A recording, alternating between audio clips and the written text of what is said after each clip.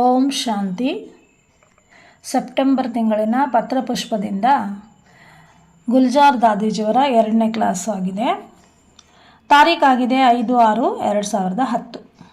ಇಲ್ಲಿ ದಾದೀಜಿಯವರು ನಮಗೆ ತಿಳಿಸ್ತಾ ಇದ್ದಾರೆ, ನಿಮ್ಮ ಮನಸ್ಸಿಗೆ ನೀವು ಮಾಲೀಕರಾಗಿ, ನಿಮ್ಮ ಮನಸ್ಸನ್ನು ನೀವು ನಿಯಂತ್ರಿಸುವವರಾಗಿ ಸದಾ ನೀವು ಮನಸ್ಸ ಸೇವೆ ಮಾಡ್ತಾ ಇರಿ.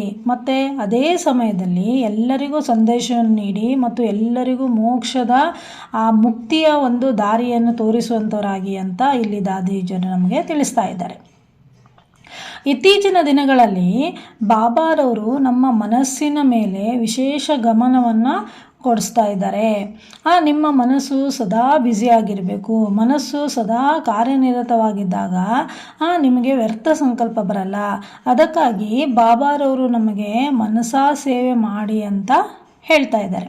ನೀವು ಪ್ರತಿಯೊಂದು ಕರ್ಮ ಮಾಡುವಾಗಲೂ ಸಹ ನಿಮ್ಮ ಮನಸ್ಸಾ ಸೇವೆಯನ್ನು ಮಾಡ್ಬೋದು. ನಾವು ಏನೇ ಒಂದು ಕಾರ್ಯ ಮಾಡಿದಾಗೂ ಕೂಡ ಮನಸ್ಸಿನ ಸೇವೆಯನ್ನು ಮಾಡಬಹುದು. ಮನಸ್ಸಿನಿಂದ ಪರಮಾತ್ಮನನ್ನು ನೆನಪು ಮಾಡ್ಬೋದು. ಏಕೆಂದರೆ ಇಲ್ಲಿ ಮುಖ್ಯ ವಿಷಯ ಅಂದ್ರೇ ಮನ್ಮನಾಭವ. ನಾವು ಯಾವುದೇ ಕೆಲಸ ಕಾರ್ಯದಲ್ಲಿದ್ದರೂ ಕೂಡ ನಮ್ಮ ಮನಸ್ಸನ್ನು ನಾವು ನಿಯಂತ್ರಿಸಿಕೊಳ್ಬೇಕು. ಆಮೇಲೆ ಯಾವುದೇ ಕರ್ಮ ಮಾಡುವಾಗಲೂ ಕೂಡ ನಮ್ಮ ಮನಸ್ಸು ಬುದ್ಧಿ ಪರಮಾತ್ಮನ ಕಡೆ ಇರಬೇಕು. ಅದೇ ಮನ್ಮನಾಭವ ಅಂತ ಹೇಳ್ತಾ ಇದ್ದಾರೆ. ಆದ್ದರಿಂದ ಮೊದಲನೇದಾಗಿ ಮನಸ್ಸಿನ ಸೇವೆಯ ಮೂಲಕ ನೀವು ಸದಾ ನಿರತರಾಗಿರಿ. ಮತ್ತು ಎರಡನೇದಾಗಿ ಮನಸಾ ಸೇವೆಯ ಜೊತೆಗೆ ಬಾಬಾರವರ ಸಂದೇಶ ನೀಡುವಲ್ಲಿಯೂ ಕೂಡ ನೀವು ಸದಾ ನಿರತರಾಗಿರಿ ಅಂತ ಇಲ್ಲಿ ಹೇಳ್ತಾ ಇದ್ದಾರೆ. ಆಗ ಏನಾಗುತ್ತೆ, ಇದರಿಂದ ಯಾವುದೇ ಧರ್ಮದ ಆತ್ಮಗಳು ಏನಾಗುತ್ತೆ, ಇವರು ನಮ್ಮವರು, ಪ್ರತಿಯೊಬ್ಬರೂ ಮುಕ್ತಿಯನ್ನು ಪಡೆಯಬೇಕು. ಆದ್ದರಿಂದ ಮುಕ್ತಿಯನ್ನು ಪಡೆಯೋರು ಬಾಬಾರವರಿಂದ ಮಾತ್ರ ಅದು ಪಡೆಯೋಕ್ಕೆ ಸಾಧ್ಯ. ಯಾವಾಗ ನಾವು ಅನ್ಯ ಆತ್ಮಗಳಿಗೆ ಮನಸಾ ಸೇವೆ ಮಾಡ್ತೀವೋ, ಜೊತೆಗೆ ಸಂದೇಶವನ್ನು ಕೊಡ್ತೀವೋ, ಆಗ ಪ್ರತಿಯೊಂದು ಆತ್ಮವೂ ಕೂಡ ಮೋಕ್ಷವನ್ನು ಪಡೆಯಬೇಕಂತ ಭಾವಿಸ್ತಾ ಇರುತ್ತೆ. ಮೋಕ್ಷವನ್ನು ಬಾಬಾರವರಿಂದ ಮಾತ್ರ ಪಡೆಯೋದಕ್ಕೆ ಸಾಧ್ಯ. ಮತ್ತು ಬಾಬಾರವರು ನಮ್ಮ ಮೂಲಕವೇ ಅದನ್ನು ಮಾಡ್ತಾ ಇದ್ದಾರೆ. ಬಾಬಾರವರು ನಮ್ಮ ಮೂಲಕ ಅನ್ಯ ಆತ್ಮಗಳಿಗೆ ಮುಕ್ತಿಯನ್ನು ಕೊಡಿಸ್ತಾ ಇದ್ದಾರೆ.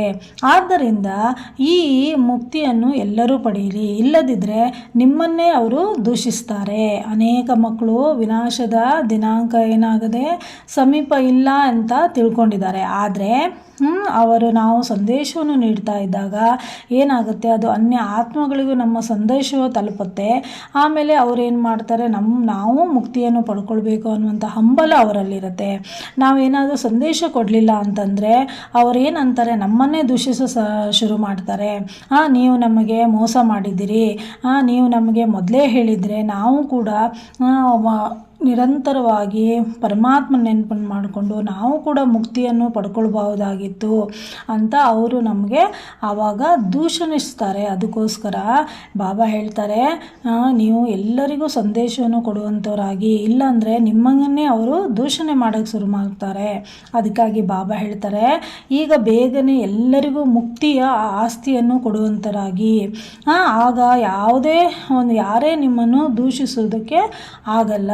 ಆದ್ದರಿಂದ ಬಾಬಾ ಮಕ್ಕಳು ಈಗ ತಮ್ಮ ನೀವು ಮನಸ್ಸಿಗೆ ಯಜಮಾನರಾಗಬೇಕು. ಬಾಬಾ ಹೇಳ್ತಾ ಇದ್ದಾರೆ, ನೀವು ಮನಸ್ಸಿಗೆ ಎಲ್ಲರಿಗೂ ಮುಕ್ತಿಯನ್ನು ಕೊಡಬೇಕಂದ್ರೆ, ಎಲ್ಲರಿಗೂ ಮುಕ್ತಿಯ ದಾರಿಯನ್ನು ತೋರಿಸುವಂಥರಾಗಬೇಕಂದ್ರೆ ಮೊದಲು ನೀವು ನಿಮ್ಮ ಮನಸ್ಸಿಗೆ ಮಾಲೀಕರಾಗಬೇಕು. ನಿಮ್ಮ ಮನಸ್ಸನ್ನು ನೀವು ನಿಯಂತ್ರಿಸ್ಕೊಳ್ಬೇಕು ಅಂತ ತಿಳಿಸ್ತಾ ಇದ್ದಾರೆ.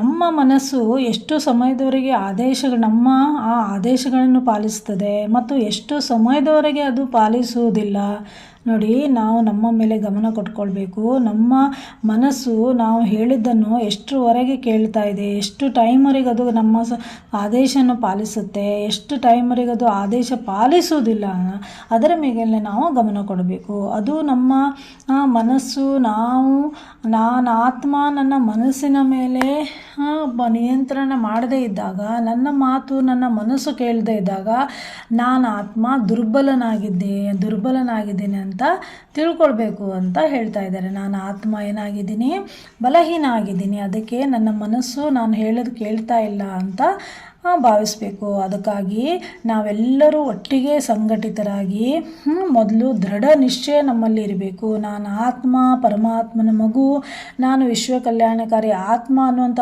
ದೃಢ ನಿಶ್ಚಯ ನಮ್ಮಲ್ಲಿರಬೇಕು. ಮತ್ತು ಎರಡನೇದಾಗಿ ಎಲ್ಲರೂ ಏನು ಮಾಡಬೇಕು, ನಮ್ಮ ಮೇಲೆ ನಾವು ಅಟೆನ್ಷನ್ ತರಿಸ್ಕೋಬೇಕು, ನಮ್ಮ ಮೇಲೆ ನಾವು ಗಮನ ಹರಿಸ್ಕೋಬೇಕು. ಯಾವುದೇ ಪೇಪರ್ ಬಂದರೂ, ಯಾವುದೇ ಅಚಾನಕ್ ಆದಂತಹ ಯಾವುದೇ ಪರೀಕ್ಷೆ ಬಂದರೂ ಕೂಡ ನಾವು ಅದನ್ನು ಏನಾಗಬೇಕು, ಸಂತೋಷವಾಗಿ ದೃಢ ನಿಶ್ಚಯದಿಂದ ನಾವು ಅದನ್ನು ಸಂತೋಷವಾಗಿ ಅದನ್ನು ಬಗೆಹರಿಸ್ಕೊಳ್ಬೇಕು. ಬಾಬಾ ಪ್ರತಿ ಮಗುವು ಕೂಡ ನಿಶ್ಚಿಂತರಾಗಿರಬೇಕು ಅಂತ ಬಯಸ್ತಾರೆ.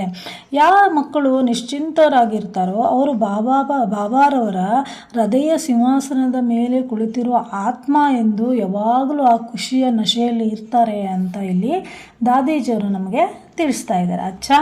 ಓಂ ಶಾಂತಿ.